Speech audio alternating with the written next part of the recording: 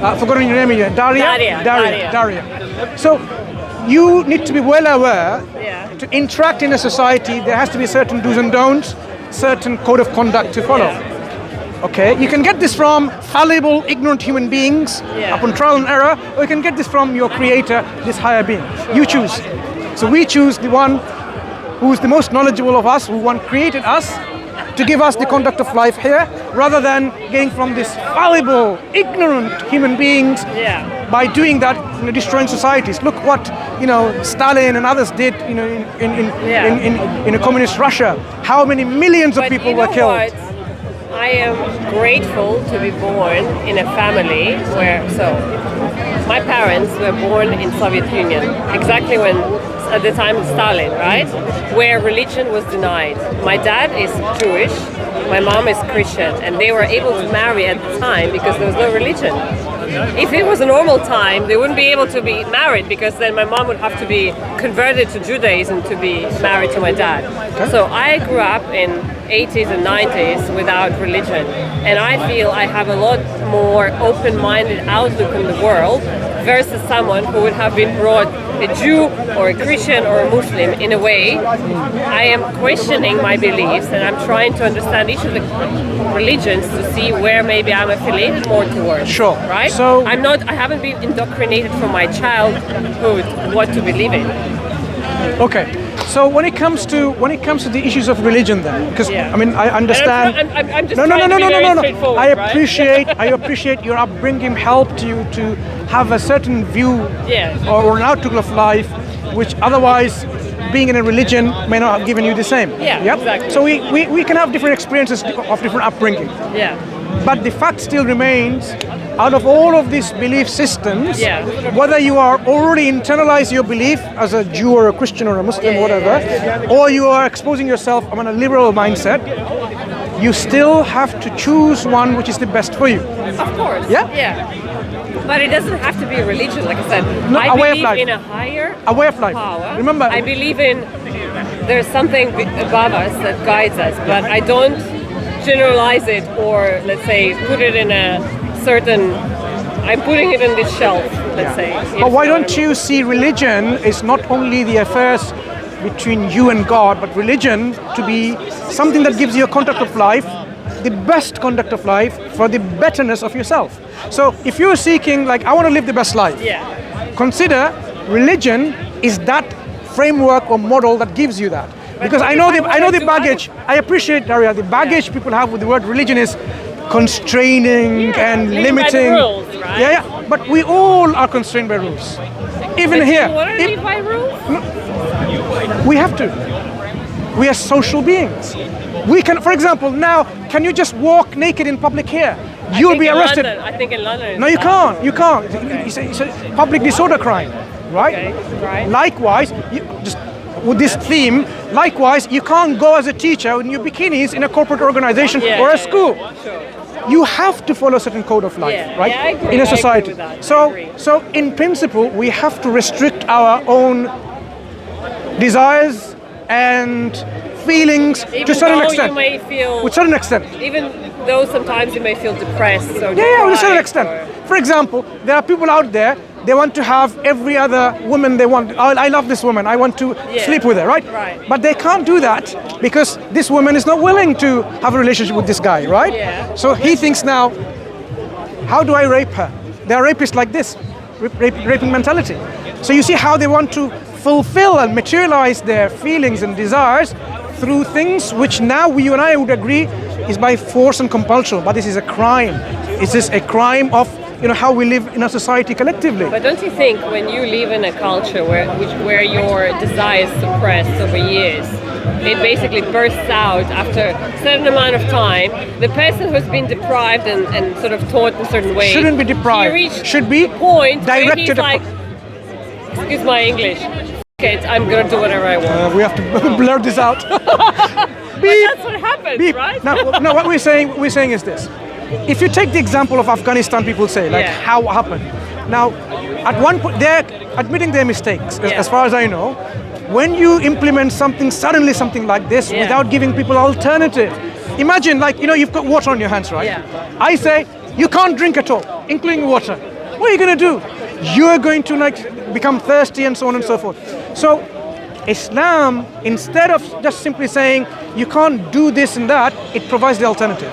It says, fine, you can't drink alcohol? Fine. Why don't you drink apple juice, orange juice, banana juice, strawberry juice, whatever. All the other alternatives there. Oh, you can't have sexual relationship. Well, get married. Within marriage you can, but not while outside the marriage. Just tick the box exercise? No.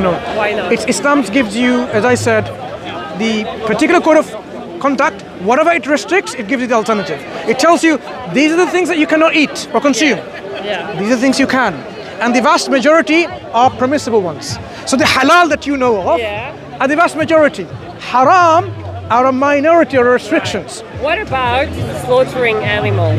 Like slaughtering animals for Eid, like lamb. Why do we kill animals? There are various reasons why we follow the Abrahamic tradition, commemorating that traditions where, Prophet Ibrahim alayhi salam showed his absolute trust and reliance on God. What God commanded him, he just did it. Okay, this is his faith, how he was tested. But of course, God didn't simply just say, okay, fine, I commanded you to sacrifice your son, let him be sacrificed. No, he substituted with. Yeah. So this is the traditions of the Eid al-Adha. But when it comes to eating food, for example, God didn't just say, okay, you only eat vegetables. He gave us the biological makeup to consume meat. Our teeth, our digestive system, the proteins. No, I don't agree with. Your teeth. They're not made to eat animals. No, your teeth. Yeah. The enzymes in your body, they're all there to digest animal proteins. That's the biology. I don't agree. And that I don't agree, not just with Islam in general. I think. Why does a lion eat a zebra? Do you know that the Italian, what do you call them? The guys that lived in the Roman Empire. Okay, help me there. Sarah, who were the Italian men that were vegetarians in the Roman Empire? I don't think they were Italian, but you think about the... Tell me. Come on. Where you have the Roman Empire. Tell me. Gladiators. Here you go. Gladiators, right. So they've done a lot of researches over the years where they've shown gladiators were the men of the time. They were the strongest, the fastest, they were vegetarian. Were they vegetarian in their biological makeup? Our bodies are not made to eat animals. And that I'm not, let's say, contesting against Islam per se. I'm contesting it against... Science. Generally. You're contesting against biology. No. The biological makeup is... Our human race... Do you have a biology background? ...was not made to eat animals. No, it's not made to eat. When the meat comes into your stomach, it becomes to rot. Can you eat cement? No. Why not? Well, you die from it. No, why do we die from it? It's cement, it's not poison. You get poison. So why can we not digest? Meat is the slow poison. No. If you eat it over the years, Daria, I just want to... You get a cancer. That's what happens. Just want to highlight a point. Slower reaction The reason why we can digest meat and we can't digest cement, there's a reason for it. Okay, tell me what it is. Because of the biology, the makeup. Right. What we have in our digestive system in terms of the acids and the other hormones and proteins that helps us to digest, it can digest certain things. It can digest animal proteins. It cannot digest, for example, cement. So in our biology, there is a makeup already. So you can't just simply say, you know what, I'm going to force a lion to eat grass from now on. Yeah. The lion, within its biology, is already designed, made to eat other animals. But maybe I would have liked religion more if we were taught to be kind to every humankind, not just... That's what Islam says. Well, animals are... Do you know how Islam treats an animals? How? Dogs are not... No. Dogs are bad animals. Of course not. Of course not. Of course not. There are examples of dogs that prohibited because these particular dogs are like Satan embodied themselves, or some personification of Satan or something like that. Okay. But you can have guard dogs and so on. Yeah, of course you can, right? We have a companion named Abu Huraira. We have a companion named Abu Huraira. Do you know why he's called Abu Huraira? No. Because he had a cat. And he loved this cat. He cat would come all the time with him. He's like the father of the cat. Slaughtering goats for me is still haram. No, you can emotionally feel feelings. Animals have Like, feelings, and this is what I'm also Do you eat? challenging. Do you eat? I don't eat do you meat, eat? Do you eat vegetables? I do, yes. Do you know trees also have feelings? No, not the same way. They don't have brain. Wait. You don't need They don't brain. have nervous system. Now, this the is where same as animals do. This is where the problem lies, I think. There's a whole new domain of science called plant neurobiology. Okay. You were not aware of that, were you? Please go and study this. Plant neurobiology, in which they are demonstrating how plants can have feeling, suffer pain, and so on and so forth. Can They you slaughter a goat yourself if you have to? If I have to, yeah, why not? I haven't tried Really? it. I don't remember. Really? But no. Because we are so accustomed we- going to supermarket No, where no, no. everything is slaughtered and we just pick it up I from think- the shelf and Daria, it's like, I think- okay, I can eat it, but when you The have distinction- to do it yourself, Yeah, I think it's I've done it very before. I think I've done it before. If you're really emotional because you've already, like, for example, I will find it very difficult to slaughter, very young lambs and something like this because they're very, very cute, right? And in Islam, we don't even for udhiyah, there has to be a certain age before they are sacrificed. Okay. You can't slaughter the very young ones under a particular age. Isn't that correct? I think maybe under a particular age you can't slaughter animals for udhiyah. There has to be a particular age. Right. Yeah. So people are naturally very inclined to feeling of love and compassion and mercy with the very young ones. So that's why, at one point I was living in Syria and we had ducks and chickens that we raised. There's no way I can eat them.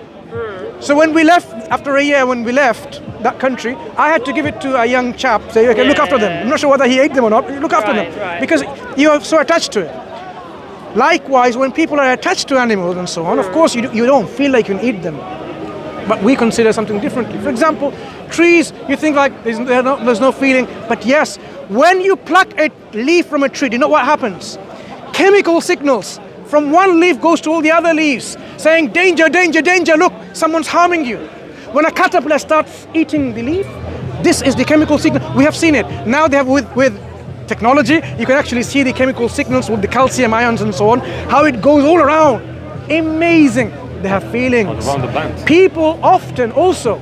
Are you talking about the plants? I'm talking about plants. I'm talking about plants of feelings. I'm talking about plants, they raise and rear their youngs. They look after them. I mean, this is a whole new science. I mean, books are written, articles. Yeah. So we should stop eating trees and plants like that. Where do you stop? What are you teaching here? Okay, we were discussing about, Islam, Right. and you believe there is a higher power. Right. So I do. would rather say, if you really believe in a higher power, take it one step further. What are the attributes of this higher power? And why is this higher power created you or brought you into existence? Right. Because your mom and dad didn't bring you existence, they were just the means. Do you know, people often think, our mom and dad gave us life. Right. If they had the ability, if I died as a child, it would give me life again and again and again. But the fact that they can't means they didn't have the power to give us life. Okay. They only means. Okay. So if God gave us life, for what reason? What is the purpose of our life? There's a purpose What of is your... your purpose of your life? Exactly. Can you share that with me? Yeah, What I can. is it? Simply to worship God. In the Quran, our Creator tells us, And He you don't has care not- about doing nicer things in life, to educate yourself, to spend time with the family. That has nothing to I do don't with know. this thing. It is different thing. now, No, but this... how do you find time? Worship doesn't mean that you shouldn't do this thing. Exactly. Really? Yeah, So, 100%. the Worshiping concept even of worship. One second, brother, sorry, 1 second.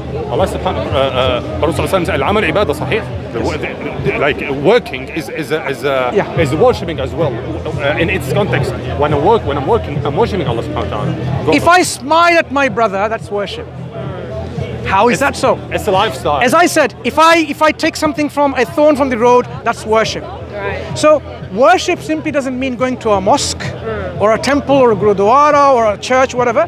Worship means you do things whatever your God, your Creator is pleased with. So I follow the wills of my Creator, and by doing that, I've submitted to Him and surrendered to Him, and that's worship. What do you think of people like me, who is non-believer? As an intelligent human being, your next step is what I can direct you to. Your next step. But what do you think of me being non-believer and me living my life the way I am without associating my life to, like I said, certain religion or So, practice? as I etc.? see, Yes. from what I can understand with my limited experience about Yeah. what you think, Yeah. what you are someone who believes in a higher power. Right. That means there are essential next steps to take. As Muslim, in every single prayer, 17 times a day at least, we say, establish us, guide us on the straight path. Okay. Even though we have that path, but we are constantly praying to remain on that path. The path of those that God is pleased with, the prophets and the messengers and the righteous ones, and not the path of those who has earned God's anger, the one who went totally astray, or because of So, for you, the way I see it is, you are living a path already. The question is, the path that you should take is the best path. And Islam tells you the best path is offered by God and His Messenger through the Quran But look, and the prophetic teaching. I have a very hectic job where I have to work, I have to perform 9 hours of the day, where I have to think about my team, all my KPIs I need to hit. I have zero time to think about God. How do you fit that in? Sure.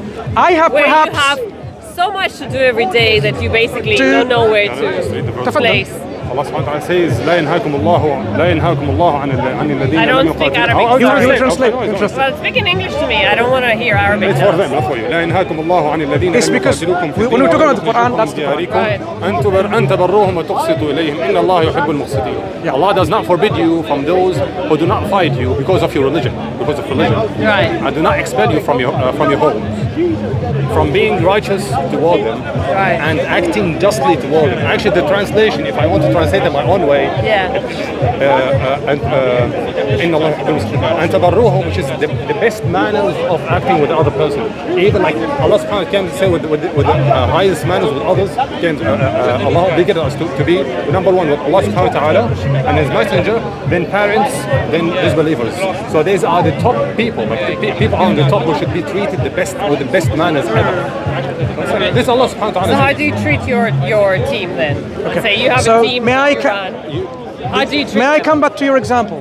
I work, even though it's like 7.5 hours a day, 35 hours a week or something like this, most of the time I'm late at work in a hospital, right?